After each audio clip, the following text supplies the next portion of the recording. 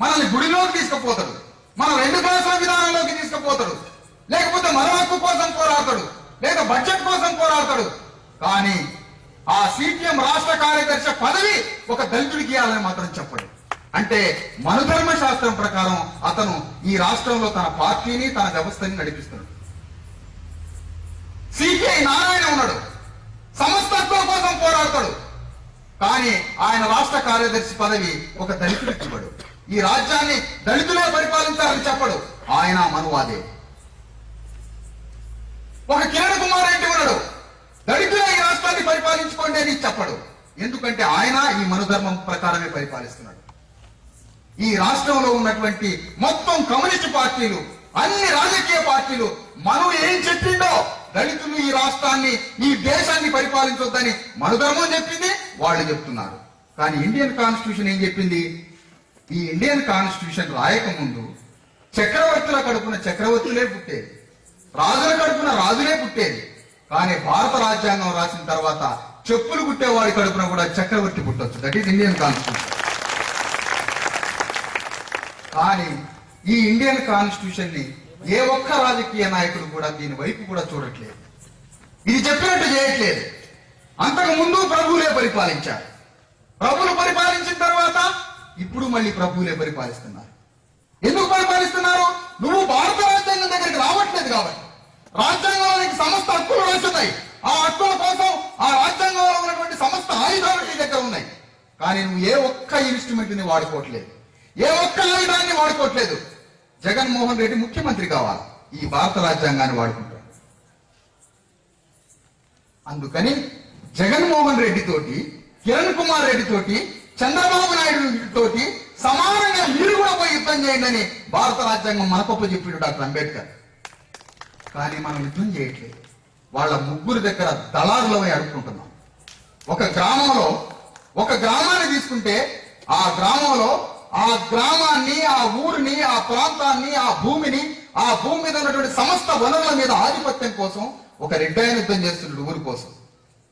ఒక కమ్మాయిన యుద్ధం చేస్తున్నాడు ఒక సిపిఐ పార్టీ పేరు మీదనో, సిపిఎం పార్టీ మీదనో, టీడీపీ పార్టీ పేరు మీదనో, ఏదో ఒక పార్టీ పేరు మీద 4 రెట్లు కలిసి 4 పార్టీల పేరు మీద ఆ గ్రామం కోసం, ఆ గ్రామ సర్పంచ్ పదవి కోసం యుద్ధం చేస్తాడు.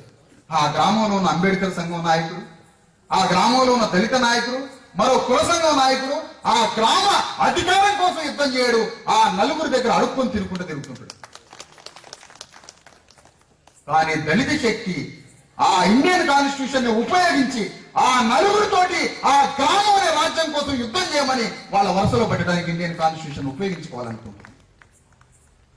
ఇన్ని అవకాశాలు మనకి ఇచ్చిన డాక్టర్ అంబేద్కర్ ఏ ఆయుధాన్ని మనం వాడకుండా, ఏ ఇన్స్ట్రుమెంట్ ని వాడకుండా మనం ఒక దళారులుగా, మన వల్ల కాదన్నట్టుగా, మన వల్ల ఏమీ కాదన్నట్టుగా న్యూనతతోటి రకరకాలుగా అజ్ఞానులుగా, దళారులుగా, చెంచాలుగా మారిపోతున్నటువంటి ఈ క్రమంలో డాక్టర్ అంబేద్కర్ ఉద్యమానికి ప్రాణం పోయారని, మనకి ఓటు కట్టాలని డాక్టర్ అంబేద్కర్ రౌండ్ టేబుల్ సమావేశంలో పాల్గొని లండన్ లో మాట్లాడి మనకి ఓటు కట్టాన్ని ఇస్తే, గాంధీ ఈ అలగా జనం మొత్తానికి ఓటిస్తే ఈ జనం రేపు అధికారంలోకి వస్తారని డాక్టర్ అంబేద్కర్ సాధించి పెట్టాల్సిన ఓటు కట్టడానికి అడుగడుగున ఆటం తగిలింది గాంధీ. అలగా జనానికి ఓటు రావద్దని చెప్పి, మనకు ఓటు రావద్దని గాంధీ అడ్డుపడ్డాడు. మనకు ఓటు రావాలని డాక్టర్ అంబేద్కర్ పోరాడిండు. గాంధీ మనకు ఓటు రాకుండా చేసి, డాక్టర్ అంబేద్కర్ ఇండియన్ కాన్స్టిట్యూషన్ రాజ్యాంగ సభలోకి అడుగు పెట్టడానికి డాక్టర్ అంబేద్కర్ ఎన్ని పోరాటాలు చేసిండు. డాక్టర్ అంబేద్కర్ ఈ దేశాన్ని పరిపాలించి వెళ్ళిపోయే ముందు భారత రాజ్యాంగం ఒకటి ఇండియాకి రావాలి, ఈ భారత రాజ్యాంగ సభలోకి ప్రవేశించాలి డాక్టర్ అంబేద్కర్. భారత రాజ్యాంగానికి ముందే బ్రిటిష్ వాళ్ళతోటి మాట్లాడి మనకి ఎన్నో చట్టాలు తీసుకొచ్చిండు డాక్టర్ అంబేద్కర్. కానీ బ్రిటిష్ వాళ్ళు వెళ్ళిపోతున్నారు, భారత రాజ్యాంగ సభలోకి అడుగు పెట్టాలి డాక్టర్ అంబేద్కర్. భారత రాజ్యాంగ సభలోకి అడుగు పెట్టాలంటే ఎక్కడైనా పోటీ చేయాలి అంబేద్కర్. పోటీ చేయాలంటే ఆ పోటీలో ఒక దగ్గర పోటీ చేస్తే మహారాష్ట్రలో డాక్టర్ అంబేద్కర్ ఓడగొట్టారు. ఓడగొడితే అప్పుడు అంబేద్కర్ దుఃఖపడ్డాడు. ఎట్లా నేను ఆ భారత రాజ్యాంగ సభలోకి పోకపోతే ఈ సమస్త హక్కులు నా జాతికి ఇవ్వలేనే అని దుఃఖపడ్డాడు డాక్టర్ అంబేద్కర్. ఆ దుఃఖపడ్డప్పుడు వెస్ట్ బెంగాల్ నుంచి ఒక మాదిగతను జోగేంద్రనాథ్ మండల్ అని డాక్టర్ అంబేద్కర్ ని పశ్చిమ బెంగాల్ తీసుకుపోయి గెలిపిస్తాడు. గెలిపించినప్పుడు ఆ గెలిచిన ప్రాంతాన్ని గాంధీ, నెహ్రూ, ఈ దేశ అగ్రవర్ణాలంతా కూర్చొని డాక్టర్ అంబేద్కర్ గెలిచిన ప్రాంతాన్ని పాకిస్తాన్ లోకి నెట్టి డాక్టర్ అంబేద్కర్ పాకిస్తాన్ పోయి రాజ్యాంగం రాయమని వెళ్ళగొట్టారు. అప్పుడు రాజ్యాంగం రాసే అవకాశం లేక, నా ప్రజలకు హక్కులు లేకపోతే వీళ్ళు ఎట్లా బతుకుతారు, ఒక పక్కన ఈ దేశాన్ని విడిచిపెట్టి బ్రిటిష్ వాళ్ళు వెళ్ళిపోయినట్టుంది, ఏం చెయ్యాలని దుఃఖపడి లండన్ పోయి అక్కడ ప్రధాని విన్స్టన్ చర్చిల్ తోటి మాట్లాడి ఒక నియోజకవర్గాన్ని ఖాళీ చేయించి భారత రాజ్యాంగ సభలో అడుగుపెట్టి ఇండియన్ కాన్స్టిట్యూషన్ రాసిన డాక్టర్ అంబేద్కర్ మన కోసం. ఆ విధంగా ఇండియన్ కాన్స్టిట్యూషన్ రాయబట్టి ఇవాళ ఈ కుర్చీలు వేసుకొని, ఈ బట్టలు వేసుకొని, ఈ ఉద్యోగాలు చేసుకుంటూ ఇంత గొప్పగా మనం బ్రతుకుతున్నాం. మరి ఆ ఇండియన్ కాన్స్టిట్యూషన్ ఏమి రాశారు? ఈ దేశాన్ని పరిపాలించమని. Political power is the master key which you can open each and every lock. రాజ్యాధికారం అనే తాళం చేయి మీకు ఇస్తున్నాను. ఈ తాళం చేయి పెట్టి మీరు ఏ తాళమైనా ఓపెన్ చేయండి, సకల సమస్యలు పరిష్కరించబడతాయి. ఆ రాజ్యాధికారాన్ని మీరు అందుకోమన్నారు. ఈ మాట ఈ రోజు అంబేద్కర్ జయంతి ఉత్సవం చేసే ఏ అప్పర్ కాస్ట్ వాడని ఈ మాట అంటాడా? మరి ఏం చేయాలి? మన ప్రజలంతా ఒత్తిడికి గురవుతున్నారు, ప్రెషర్ మూవ్మెంట్ లోకి పోతున్నారు.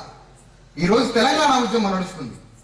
తెలంగాణ ఉద్యమానికి 5 అసెంబ్లీ నియోజకవర్గాల్లో 5 వెలమదొరలు అసెంబ్లీలోకి పోయారు. తెలంగాణ ఉద్యమాన్ని అడ్డం పెట్టుకొని మనం పాటలు పాడుతున్నాం.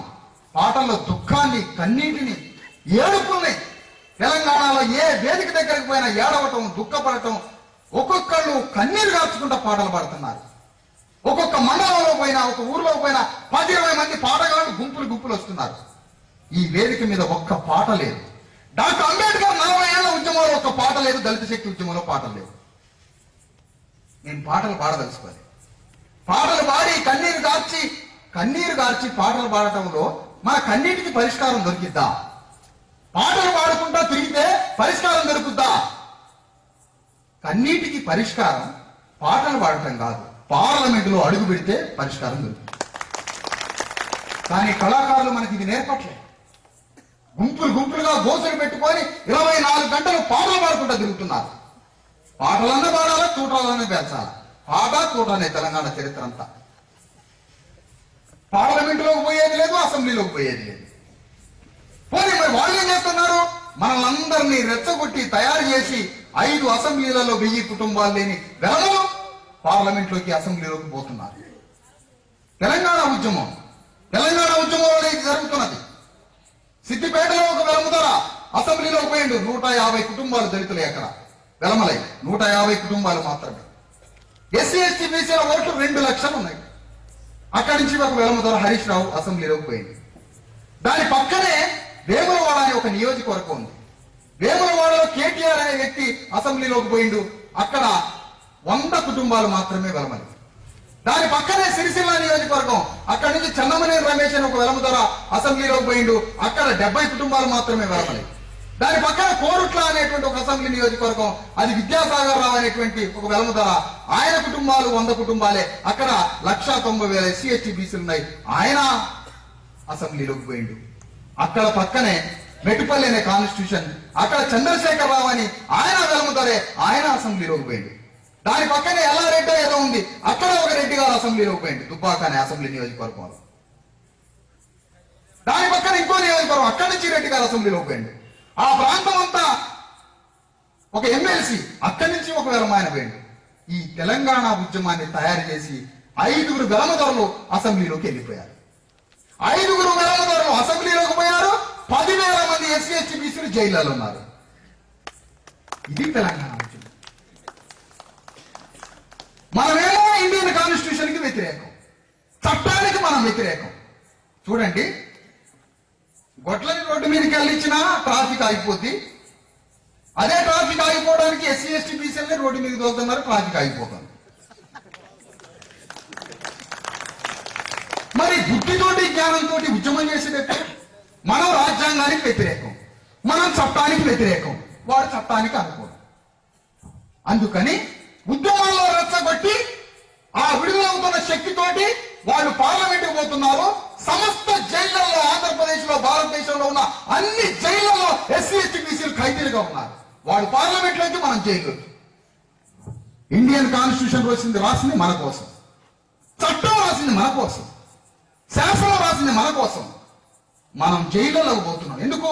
నిన్ను రెచ్చగొడుతున్నావు, నువ్వు పేలిపోతున్నావు, నువ్వు ఒక పేరుడు పదార్థానివి, నువ్వు సూర్యుడివి, నువ్వు భూగోళానివి, నువ్వు మండే అగ్ని గోళానివి, నువ్వు ప్రకృతితోటి 24 గంటలు యుద్ధం చేస్తున్నావు. కాబట్టి అంతకుముందు ఈ దేశాన్ని పరిపాలించిన మహాచక్రవర్తి కాబట్టి నీలో సూర్యగోళం ఉడికిపోద్ది, నీలో అగ్నిగోళం ఉడికిపోద్ది, నీలో అగ్ని పర్వతం ఉంటుంది, భయంకరమైన శక్తి ఉంటుంది. నీకు అన్యాయం జరిగిందని, నిన్ను వాడు దోచుకున్నాడని, నిన్ను వీడి దోపిడీ చేశాడని నిన్ను ఒకడు రెచ్చగొడతాడు, నువ్వు పేలిపోతావు, నువ్వు చట్టానికి వ్యతిరేకం అవుతావు, నువ్వు సంఘానికి వ్యతిరేకం అవుతావు. దుర్మార్గుడని పోలీసులు నిన్ను తీసుకుపోయి జైలు పెడుతున్నారు. ఎన్ని వందల కేసులలో ఇరుక్కపోతావు, ఎన్ని వేల కేసులలో ఇరుక్కపోతావు. తిండి లేదు భార్య పిల్లలకి, పోలీసుడు వచ్చి జైల్లో వేస్తాడు. బెయిల్ తీసుకోవడం తెలవదు, కోర్టుకు పోవడం తెలవదు, రెచ్చగొట్టినాడు అర్థం కాడు, వాడు అడ్రస్ ఉండడు. చిన్న గుడిసెలో వండుకోవడానికి 2 బొచ్చలు లేని కొంపలో గోసి కూడా సరిగ్గా లేని వ్యక్తి ఉద్యమాలకు పోయి వాడు 6 నెలలు జైలుకి పోతే ఈ భార్య ఎట్ట బతకాలా, పిల్లలు ఎట్ట బతకాలా? ఏంటి అసలు ఈ ఉద్యమాలు?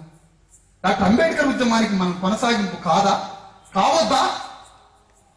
మనం ఆ రకంగా పోరాడద్దా? భూమి పోరాటం అని ఒకటి తీసుకుపోతాడు, తెలంగాణ ఉద్యమాన్ని ఒకటి తీసుకుపోతాడు. రకరకాల ఉద్యమాలు.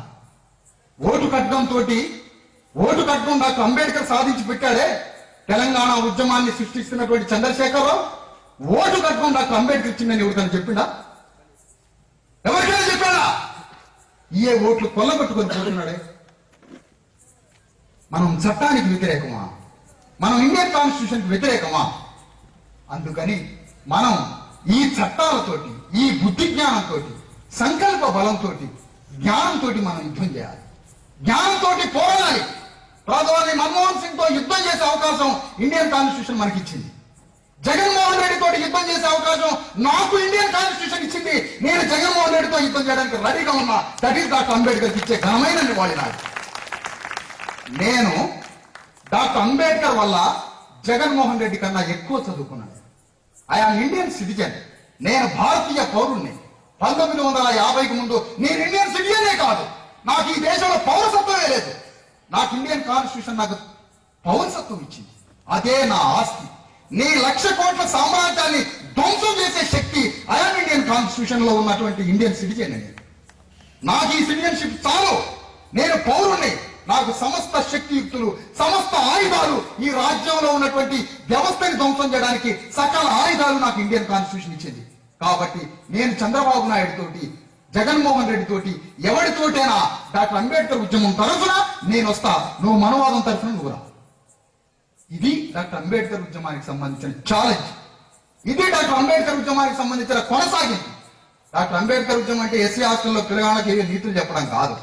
డాక్టర్ అంబేద్కర్ ఉద్యమానికి కొనసాగింపు పాలిటిక్స్ చేయడం, రాజకీయాలు చేయడం, రాజనీతి శాస్త్రాన్ని తెలుసుకోవడం, రాజ్యం మీద, శాసనం మీద, చట్టం మీద శాసనాధికారం కలిగి ఉండడం.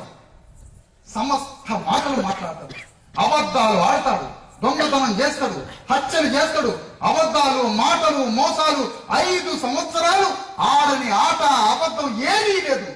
అన్ని రకాల తప్పులు చేసి, హత్యలు చేసి, మాటలు మాట్లాడి, అన్ని చేసి అతని అంతిమ లక్ష్యం శాసనసభలో జరపడం అగ్రవర్ణం వాడి లక్ష్యం. కానీ మనం ఆ ప్రయాణంలో లేవు. మన ప్రయాణాలు రకరకాల విలువలతోటి, రకరకాల సూత్రాలతోటి, రకరకాల మాటలతోటి మనం ఎటేటో వెళ్ళిపోతున్నాం. అందుకని మిత్రులారా, శాసనాధికారం లేకుండా, చట్టసభలోకి మనం పోకుండా మన సమస్య ఎట్లా పరిష్కారం అయింది? మన మేలు కోరని వాడు మన కళ్ళ ముందే మనల్ని ధ్వంసం చేయాలనుకున్న ఓ అగ్రవర్ణస్తుడు శాసనాధికారంతో అసెంబ్లీలోకి పోయి అతను మంత్రి కావచ్చు, ఎమ్మెల్యే కావచ్చు, ముఖ్యమంత్రి కావచ్చు. అతని వల్ల మనకి ఎట్లా ఉపయోగం ఉంటుంది? ఉపయోగం కాదు కదా. మన మీద కసి తీర్చుకుంటారు వాళ్ళు మన మీద కక్ష కడతారు. వాళ్ళు పైకి మాత్రమే నవ్వుతున్నారు. ఇండియన్ కాన్స్టిట్యూషన్ రాయకముందు వాడు సీరియస్ గా ఉన్నాడు మనతోటి. 20-30 ఏళ్ల క్రితం ఈ రెడ్లు ఈ సమాజాన్ని పరిపాలించినటువంటి ఈ భూస్వాములంతా ముఖంతోటి, కనుగుట్లతోటి, మీసాలు మెలేసుకుంటా భయంకరమైన కోపంతో ఏంట్రా అది ఇది అని మనల్ని భయపెట్టారు. ఇప్పుడు నవ్వుతున్నారు. ఎందుకు నవ్వుతున్నారు? నీ చైతన్యాన్ని బట్టి వాడి దేహ రూపం మార్చుకుంటాడు. నీ తెలివిని బట్టి వాళ్ళందరూ కూర్చొని వాళ్ళ ఇంట్లో పిలిచి తీయిస్తున్నారు. వాళ్ళ ఇంట్లో కూర్చోబెట్టి మంచం మీద కూర్చోబెడుతున్నారు. నీ తెలివి, నీ చైతన్యం వస్తుందని. కానీ అంతిమంగా అధికారం మాత్రం నీ చేతికి రానివ్వడు. మరి ఇలాంటి ప్రయాణంలో డాక్టర్ అంబేద్కర్ ఉద్యమాన్ని కొనసాగించడం ఎట్లా? ఒకవేళ మనం అనుకుందాం, బీజేపీ పార్టీకి 300 సీట్లు వచ్చి పార్లమెంటులో రాజ్యాంగ సమీక్షించి ఈ భారత రాజ్యాంగాన్ని తీసేసి ఈ మనధర్మ శాస్త్రాన్ని 300 మంది ఎంపీలు కలిసి బీజేపీ వాళ్ళు దొరబడితే ఈ మనధర్మ శాస్త్రాన్ని తీసుకొచ్చి పార్లమెంట్ లో పెడితే ఈ ఉద్యోగస్తుల పని బతుకు మొత్తం సర్వనాశనం అయిపోతుంది. ఉద్యోగాలు పోతాయి, చదువు పోతుంది, మొత్తం పోతాయి. మరి అలాంటి పరిస్థితి వస్తే మన తరాలకు ఇచ్చేదేంటి, మన బ్రతికేంటి? కాబట్టి మిత్రులారా, డాక్టర్ అంబేద్కర్ ఉద్యమాన్ని కొనసాగించాలి. ఆ కొనసాగింపు కోసం విద్యావంతులైనటువంటి వాళ్ళు, చదువుకున్న వాళ్ళు, నా ప్రొఫెషన్ పలానా ఇంజనీర్ అంటున్నారు, నా ప్రొఫెషన్ డాక్టర్ అంటున్నారు, నా ప్రొఫెషన్ టీచర్ అంటున్నారు. కానీ నా ప్రొఫెషన్ రాజకీయాలు, నా ప్రొఫెషన్ వృత్తే, పాలిటిక్సే నా ప్రొఫెషన్ అని చెప్పుకోవాలి. ఆ చెప్పుకోవాల్సినటువంటి దళిత సమాజం బయటికి రావాల్సినటువంటి అవసరం. ఎందుకు? ఇవాళ చెప్తున్నారు వాళ్ళు, బివి రాఘవులు వృత్తి రాజకీయాలే, రాజశేఖర రెడ్డి వృత్తి పాలిటిక్సే, చంద్రబాబు నాయుడు వృత్తి పాలిటిక్సే, రాజకీయాలే వృత్తి. మన పూర్వీకులు ఈ దేశాన్ని పరిపాలించిన మహాచక్రవర్తులు, బలి చక్రవర్తి వృత్తి రాజకీయాలు, ఈ దేశాన్ని పరిపాలించిన రావణాసురుడు వృత్తి రాజకీయాలు, ఈ దేశాన్ని పరిపాలించిన మహిషాసురుడు వృత్తి రాజకీయాలు, ఈ దేశాన్ని పరిపాలించిన మూలవాసుల మహాచక్రవర్తుల వృత్తే రాజకీయాలు. మన చెప్పులు కుట్టే వృత్తి కాదు, బట్టలు ఉతికే వృత్తి కాదు. పాలిటిక్సే ప్రొఫెషన్ మన. ప్రజలందరి దైనందిన జీవితంలో వాళ్ళ దుఃఖము, మంచి చెడు, వాళ్ళ బ్రతుకు, ప్రకృతి సంపద అంతా వాళ్ళకి అందించడం, వాళ్ళ సుఖ సంతోషాలే రాజుగారి పని. రావణాసురుడి రాజ్యం పేరు అశోకవనం, శోకం లేని వనం. నా రాజ్యంలో ఎవరు దుఃఖితులు ఉండకూడదు, అందరూ ఆనందంగా ఉండాలని కోరుకున్న రాజ్యాల బిడ్డలున్నామంతా, బలి చక్రవర్తి బిడ్డలున్నామంతా. ఇంత చరిత్ర మనకుందే. అలాంటి పోగొట్టుకున్న రాజ్యాన్ని తిరిగి సంపాదించడం ఎట్లా? ఆ పోగొట్టుకున్న రాజ్యాన్ని, మనం పోగొట్టుకున్న రాజ్యాన్ని తిరిగి సంపాదించడం కోసమే ఇండియన్ కాన్స్టిట్యూషన్ డాక్టర్ అంబేద్కర్ మన కోసం రాశారు. అందుకని మిత్రులారా, మన ప్రయాణం ఎటు సాగాలి, ఎటు బయలుదేరాలి? అందుకని డాక్టర్ అంబేద్కర్, ఫూలే చెప్పినటువంటి ఈ జ్ఞానధారని, ఈ జ్ఞాన దీపాన్ని మనమందరం వెలిగించుకోవాలి. ఆ జ్ఞానాన్ని మొత్తం మనం తెలుసుకోవాలా. ఎన్ని మెతుకులు తింటామో అంతమందిని మనం చైతన్యవంతం చేయాలి. ఎన్ని మెతుకులను తింటామో అంతమందిని మనం ఆర్గనైజ్ చేయాల్సినటువంటి అవసరం ఉంది. ఆ విధంగా మనం రాజకీయాలని డాక్టర్ అంబేద్కర్ కొనసాగించినటువంటి ఆయన షెడ్యూల్ క్యాస్ట్ ఫెడరేషన్ అనే పార్టీ పెట్టాడు.